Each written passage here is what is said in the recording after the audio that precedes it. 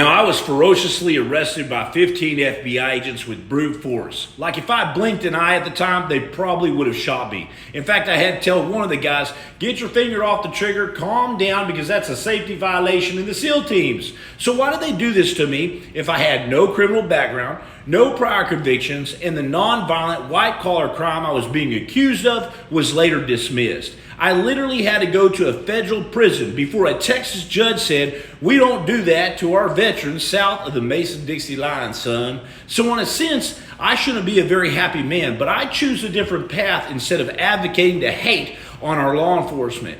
People need to realize that it's not the police on an individual basis, but it's where the orders are actually coming from. If you poison the base of a tree, the fruit will never be good from that point on. Sure, I've seen some bad apples in the SEALs, the Marine Corps, for sure Blackwater, and yes, of course, there will always be excessive force violations in any organization that requires bold personalities. But in order to pinpoint the real problem, we have to take a look at this from a 30,000 viewpoint, okay? After I was cuffed up, the FBI calmed down, and I calmed down and asked the head agent, why the brute force, brother? And his response shocked me. He said the only information they had was a veteran, a prior Navy SEAL, armed and dangerous. Now, they had no other information about me, but they could see that I was super calm and wasn't even armed. I mean, even if you hate me because of my face, you would love me if we met in person, I assure you. So I asked the FBI, what do you mean armed and dangerous? He explained to me that he didn't know the specifics of my case,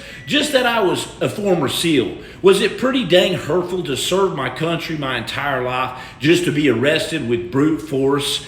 Yes, it was. And by the same agency that I had worked hand in hand with? Of course it was. But I later found out that under this administration, you're going to be considered armed and dangerous if you're a veteran. And to me, that is pretty dang sad. As I sat there with my hands cuffed, they started asking me funny questions like, how many pull-ups can you do? And I joked back with them saying, take these handcuffs off and I'll show you. We laughed together, and I could see that these guys were no different than me or you. They were Americans. And I could actually sympathize with them because I knew what it was like to get direct orders from the top, dare not ask questions, and then execute that order to accomplish the mission no matter what. So it's not the individual officer or the agent busting their ass each day on the streets, but it's actually the executive tree poisoning the other branches that leads to rotten fruit.